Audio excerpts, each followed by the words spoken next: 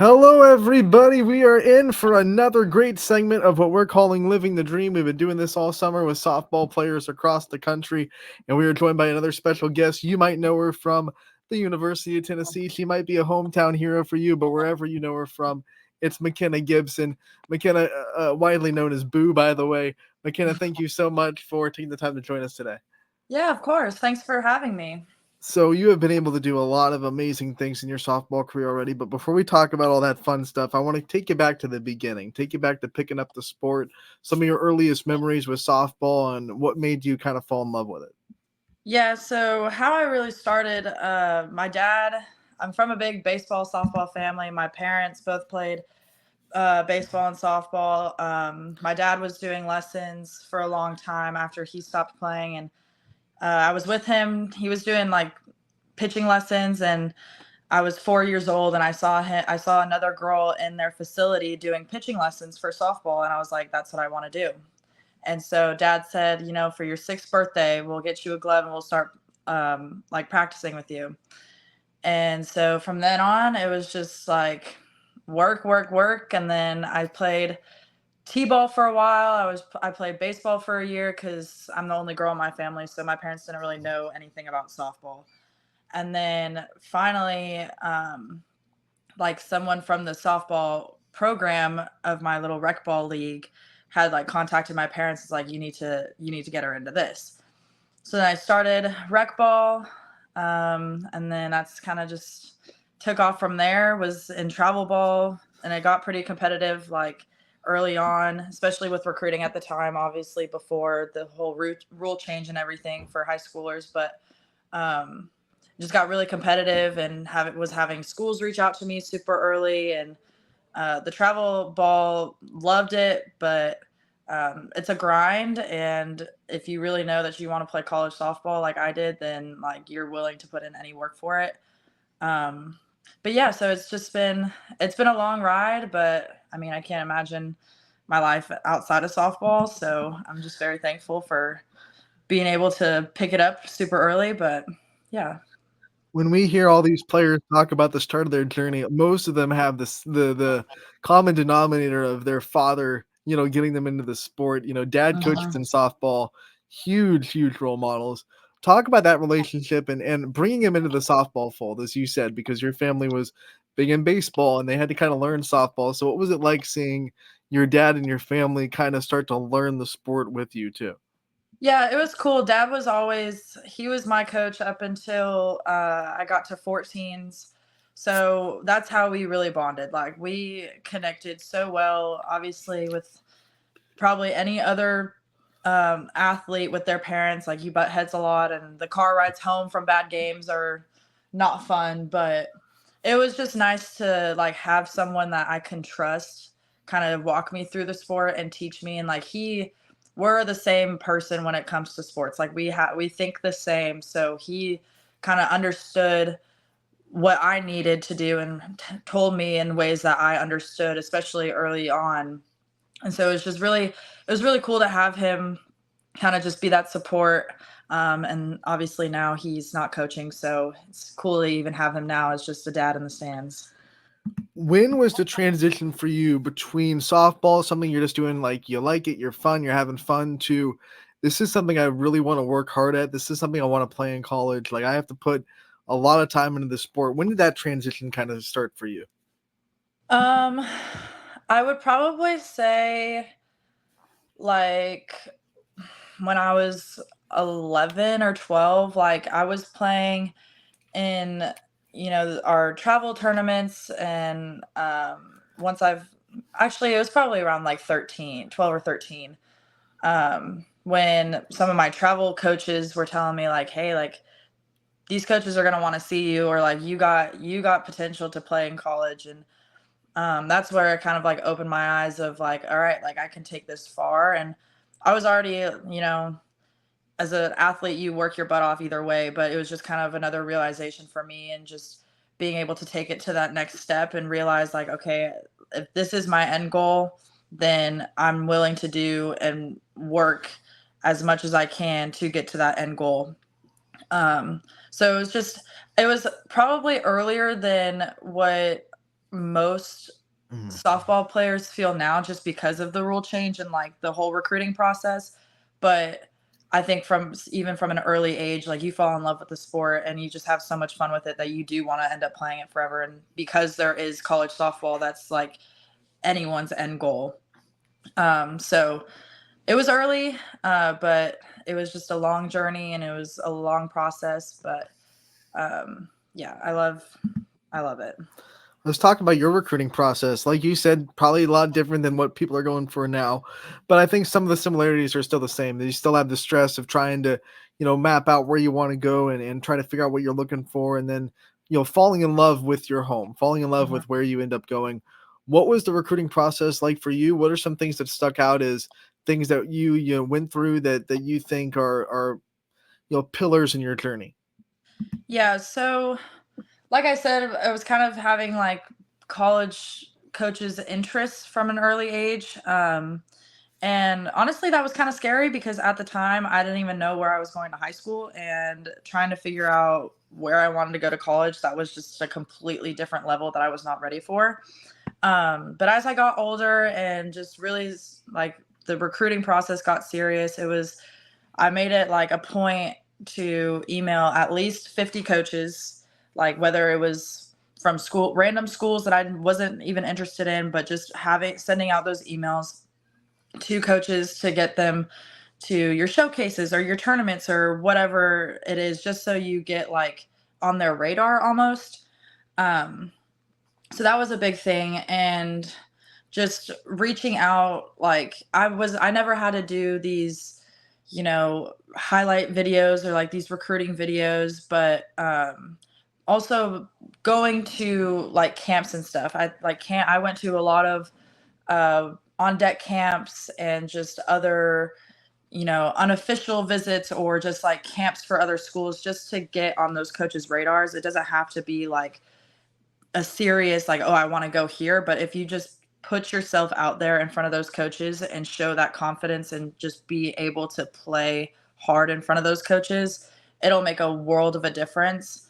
And then ultimately, you will narrow down the schools that you are seriously looking into, and then you won't have to send as much emails, or that's when you start focusing and building somewhat of a relationship with those coaches before, and then they'll come to your games or you'll see them at tournaments and you can say hi to them or just build that relationship with them. And that, like, college, I remember just being terrified of college coaches because I wanted to perform as best as I could, like I didn't want to embarrass myself or whatever. But like, you realize that those coaches are just they're there to see you, and they're like, they don't want to see a different version of you. They want to see who you are as a player. They want to be able to interact with you too, because that, like I said, that relationship is really big. um but yeah, like it is a stressful process. Like, it's very stressful, and like, you put more pressure on yourself when you realize that college coaches are at your games. But like, it took me a while to realize that those coaches truly don't care how you perform. It's just more of how you react. So if you strike out looking, like, how you respond after that at bat, whether that's even walking right back to like, if you walk right back to the dugout, that's like, no, like, you need to show that you are like, okay, it happened, and you move on. You go out there like you're giving your best effort, your best attitude. That's all coaches want to see, because at the end of the day, the softball is a game of failure. Like, you're going to fail either way, but it's just more of how you respond to it is what's really going to catch their eye and what's really going to make them interested in you. Um, but yeah, it got into. I mean, I went on one visit, and that was to Tennessee, and it was kind of just like, all right, I got here, I had a feeling of this is my home away from home, and I didn't want to go anywhere else. So, and it's not always going to be like that, obviously, for every athlete, but I was just very lucky enough to like go to a school and have a school interested in me and be able to go and visit that school and be like, yes, this is where I want to be, and still end up here 4 years later, um, or however long later. But explore your options. Like, you don't want to have to secure or like lock yourself down on one school, and just keep your options open, especially like with emails and stuff. Like I said, I sent 50 plus, like 50 emails to even schools that I didn't even know. Like I just had to make those connections and reach out to people and get my name out there. But it is a long process, and it's stressful and it's scary, but again, it's all worth it if the end goal for you is to play in college. So Tennessee was your only visit. When you look at, what made you pick it, and I'm sure there were a lot of different things that went into why Tennessee was where you wanted to be. Was there like one thing that kind of tipped the scales? It was like, okay, this is it. This is where I want to be. Was there one thing that you went through when you were on campus that was like, that's it. I'm done looking. This is my home. Knoxville's where I want to go. Yeah, I think for me it was, well, I didn't want to be in California. I'm from California. I really wanted to be away from home. As bad as it was, I want to be as far away from home as possible. Um, but it was just like the feeling of, you say the Southern hospitality, like it is like that is so true, because the people were just so nice. It was like such a family feel environment. And I love the seasons. I love that they get all 4 seasons here. It's amazing and it's beautiful, and the campus is beautiful. And even just talking to some of the fans of Tennessee, like the fan base is like no other. They have your full support no matter what sport you're playing in. Like they love Tennessee Volunteers. And that's what I ultimately wanted. Like I wanted a place that felt like home and felt like I was able to feel supported and feel loved, and just be able to have an amazing experience through college, because it is like it's the highest level, and it can be stressful sometimes, but knowing that you have the fans and the people around you who support you and love you no matter what, that was like one of my biggest things. And that's it. That was an immediate feeling that I had out there. And yeah, I got home from the visit, and I was like, I don't want to go anywhere else. This is where I'm going. And yeah, so it was just like I said, it doesn't happen to everybody. Like you have to explore your options and go on Mm-hmm. different visits, but I was just lucky enough to secure it in one place and still be here. Now I've asked every athlete this that we've interviewed this summer because I imagine it could get hard sometimes in that span between when you're committed to when you're stepping on campus to stay motivated, even though the recruiting process is over and you Mhm. know where you're going. What kind of things kept you driven and motivated in that time in your high school career where you kept working, you kept doing everything you could be? That way, when you got to Tennessee, you could be like as ready as possible. Yeah, I think one of the biggest things is like you still, just because you get committed to a school, you still have to kind of prove yourself to those coaches. Like I committed my freshman year, and even throughout high school, like I was still like, okay, whether they come to the games or not, like I'm still proving myself to these coaches that I committed to, just to show them that I am like the person that they want to be. I'm a player that they want to have on their field once I get there. And so it, like once you get committed, the recruiting process, yes, it's done with, but at the same time, you still have to like push yourself and prove yourself to those coaches. And I always thought like, okay, this is how hard I'm working. Just imagine like what I'm going to be doing in school. So like just trying to push myself past that extra limit, knowing that I'm going to be doing a lot more once I'm in college. Um, just kind of having that extra like motivation of, all right, let me be the best player that I can be in my class once I get there. Like I was kind of, I don't want to say comparing myself, but I was like, all right, this, if I take a day off, like, all right, this girl's, she's putting her work in. Like I gotta do one more thing to make myself better. Whether, and that doesn't have to be like 3 hours at the field doing ground balls, but just like simple things to kind of keep yourself motivated and to keep that work ethic, I think was really helpful. And just having that reminder of like, yes, I still need to prove myself to these coaches and prove to them that I'm worth their money that they, ultimately give you, or I'm worth being a player that they want. And so that was kind of like my biggest thing just throughout travel ball. And yeah, it was nice going to showcases where I didn't have to, like, it was kind of like a nice breather because I didn't have to worry about like impressing coaches and I could just play myself. But um, it's still a grind. Like no matter what year you commit, it's just still a grind, and you still have to, push yourself to make yourself 1% better every day. I imagine that's one of the benefits actually of being committed so early like you were, because you're just a freshman. I mean, you have so much time Mhm. before you step on college campus. There's not a lot of time to sit there and say, okay, I'm done. Like, you're still a freshman. You have your whole high school career in front of you, rather than now committing your junior year. You're already feeling that senioritis kick in a little bit. Yeah. And it's probably a lot easier nowadays to kind of, take your foot off the gas during your senior year of high school than it is when you're committed as a freshman. And, you still have a whole high school career you have to go through. So I want to talk about signing day, because you were committed for a long time. You had 4 years before you actually got to sign on the dotted line and make it official. What was that like for you to officially make that dream come true, where nothing was standing in your way anymore and you were, you know, signed on to Tennessee?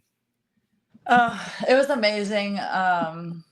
My freshman year, when I went on the visit before I committed, that was the only time I went to Tennessee. So it was like uh, signing day. It was like just a sign of relief because it was like, all right, this is official. Like I'm one step closer to finally being there and going back.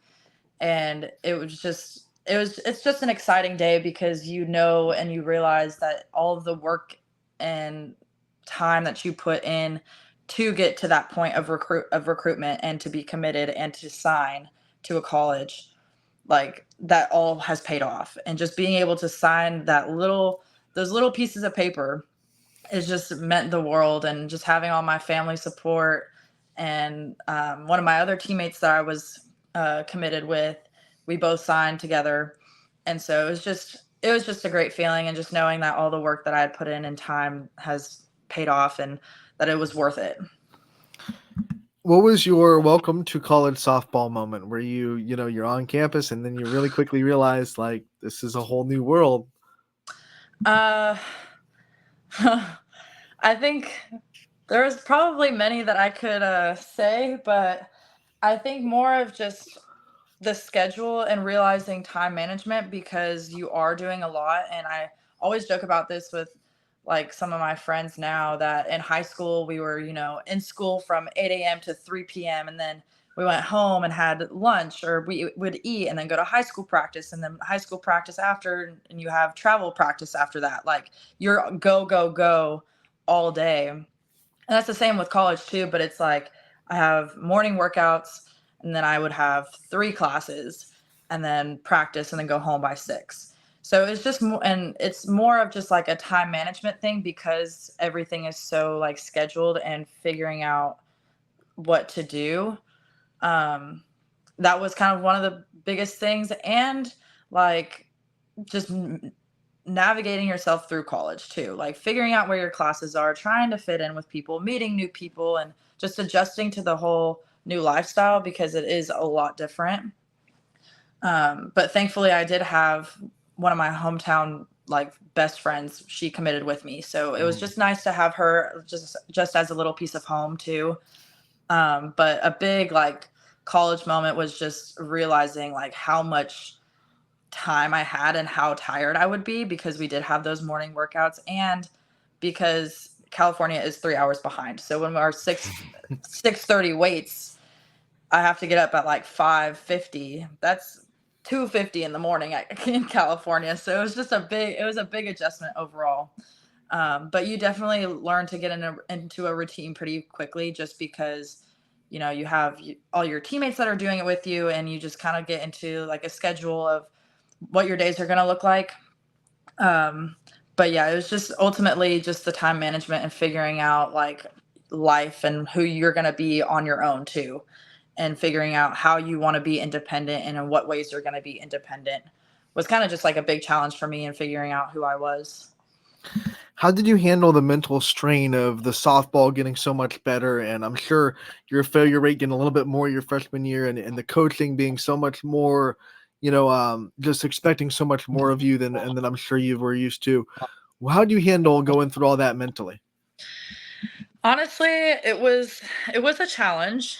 Um, and it was like because college, like you said, college softball, you're having new coaches, you're having like it's a whole new level of softball. So at first I thought I didn't know how to play softball anymore. Like I felt like I was learning so many things and I wasn't like processing them quick enough to where I felt like I didn't know how to play softball anymore, and it sucked. It was horrible. Um but I think ultimately what I wish I would have done is like talk more about it with my roommates and everyone else who was like first years, or even with we had a very full team of older girls on the team. We had a lot of returners on the team at the time, and just being able to kind of talk to them a little bit on a deeper level about what I was experiencing, because they had obviously been through it and they know the process and they know what to do and how to help. Um, so I would like talk to, some of my girls in my class, my freshman class, but just kind of picking brains more of the older girls and the returners, and getting that like validation almost of like you're here, like you're here for a reason, and it's just a matter of how you learn, and what you're learning to make yourself better is going to like pay off in the end. And that's ultimately what happened. Like after my freshman year, I decided, I was like, you know what? I'm gonna like I stressed myself out too much my freshman year because I was trying to impress too much, and I was just trying to do too many things that I knew couldn't. And so I made it a point to myself, like I'm playing to play for me. I'm playing to show that I can be the best player on the team, or be the best player on the field, and like I'm gonna work my butt off. And that's like what helps too, and just having that like first year too. The first year it's just hard overall, it's hard adjusting. And so once you finally get past that, it's like, all right, like I didn't have to freak out for no reason, or this was a good learning point because I can also help the next class of incoming freshmen too. So it was a mental battle for sure, but there were a few girls of the returners that I did go and talk to, and they helped me kind of just like clear my mind. And, you know, if you want to just have anyone to talk to, just talk to the older girls because it's very helpful. When you stepped on as a freshman, I mean, you had older girls that were established Tennessee softball players that were big names. Was it ever daunting for you to go up them and to ask them for advice and try to get to, build relationships with those veterans? Yeah, because like my personality, I'm an introvert. Like I'm not a big like outgoing person, so it was a little like daunting for me to kind of build up the courage to talk to them, even though they are my teammates and I'm going to be playing with them. But they had all played with each other for a long time already, and um just being able to talk to them and kind of pick their ear of like what to do. And there were so many girls on the team though that helped coach me and teach me with the little stuff that we were learning. So that was very helpful too. And just like having a teammate that could work with me instead of just the coaches. Um, but yeah, overall, like it was kind of weird because there were a few girls that were, had their COVID years, so they should have graduated before I even got there. And I had grown up watching them, and it was like kind of weird because I'm like, dang, I was watching you on TV, not playing with you. But it's a cool opportunity because you see how well that they had already been doing in softball and in college, that it's like it's just a great opportunity for you to pick someone's ear and just how they go about the game. I want to talk about being a female athlete at Tennessee because it seems like Tennessee's ahead of the game in lifting up female athletes.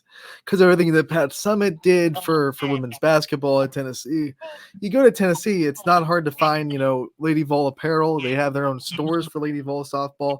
It's hard to find that stuff at other universities. What's it like to be at a place that truly does lift up their female athletes and like you said before in this interview, support you as fandoms, not just the boys sports but the women's sports too? Yeah, it's amazing, and there's no other school that has so much focus on just female athletes, especially in the NIL world. And we have just amazing supporters and amazing organization of the Lady Vol Booster Club that focuses their NIL opportunities on female athletes. And just knowing that uh, we're supported too, just as much as the male sports are. It means so much because we work our butt off just to get to this point, also. And you can get kind of like the other sports, other than like football, basketball, baseball, can be a little blurred a little bit. And so it's just really nice to be part of an environment and a family that strives to help female athletes as well. And like I said, even in the NIL world, like it's constantly growing, and knowing that we have an organization and just a school in general that still focuses and prioritizes the NIL for female athletes, it's just amazing. And all the support that you get for female athletes from other people and just from other donors or organizations, like it's nothing like I've ever experienced or even have heard about from other schools. So just, and it's very special. Like it's just really comforting and special to know that you have that support still, even in the midst of all the other big college sports. And anyone that watches Tennessee softball on TV knows that you guys got the Lady Vol logos behind you, which Hmm. anyone that comes to Knoxville to play you guys, they have to deal with that, which is not fun. You know, you Yeah. look up and you see some guys in like orange squid hats, and you're like, what's going on up there? I don't know. Yeah. But it's nuts. Terry does a good job organizing Lady Vol logos. I've met him a couple of times. Absolutely. We can't let you go without asking about Boo, the nickname and the origins and where it came from, because it's not something you hear often, and we want to know about the origins of this nickname. Yeah, so when I was little, I looked like Boo from Monsters Inc. Um and so it was just starting off as like just a child family nickname, but like I said, my dad was my coach through softball up until I was 13 years old.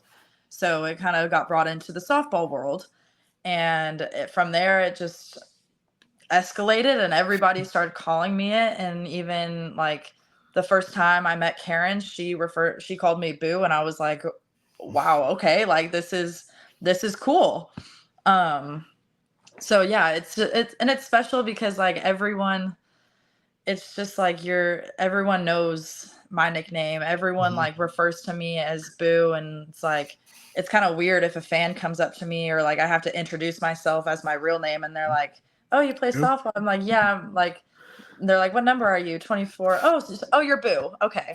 Like I know who you are now. Like it's just so weird, but it's so awesome because I never thought like, you think of Bubba Nichols from Mhm. UCLA or like some of the other big names in sports that have those nicknames. And like, it's just cool to kind of have that opportunity to do the same. And I even tried telling Karen, like, you can change my roster name at this point. Everybody knows me by my Boo. Like, nobody knows me by Mckenna. Like, it's kind of weird at this point. So Yeah, you I can mean, just change. like the ESPN broadcast doesn't even call you McKenna anymore. Right, It's all exactly. Boo Gibson now. Exactly. So Um, what yeah. we do at the end of these interviews, Boo, is we like to give the player the chance to take the spotlight off themselves for a minute and thank the people that got them to where they are, their support system, the people that we know they wouldn't be where they are without. And I know you have a huge village behind you, so I want to give you as much time as you want to, give out your flowers and tell the people that are behind you, what they mean to you.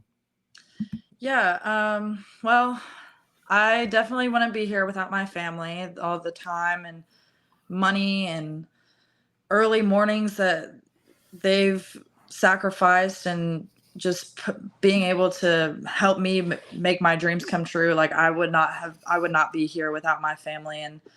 And they just have been a huge support system throughout this entire journey and my entire career. And so I cannot thank them anymore for that.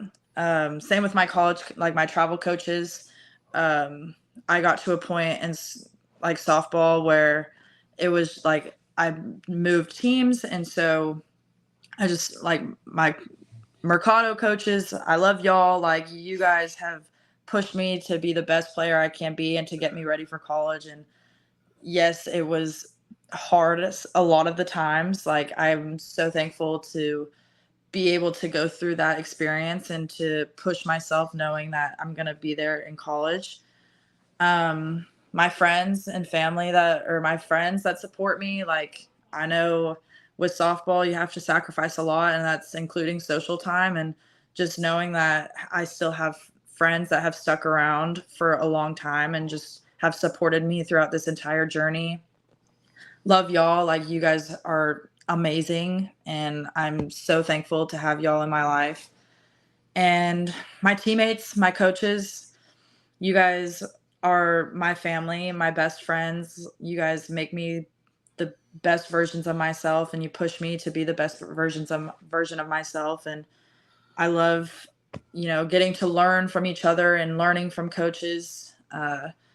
Karen has been a big part of that, and just trusting in me and just trusting the little 14-year-old she once saw playing on the softball field, and knowing that she wanted me. That's very special, and that's something I will never take for granted.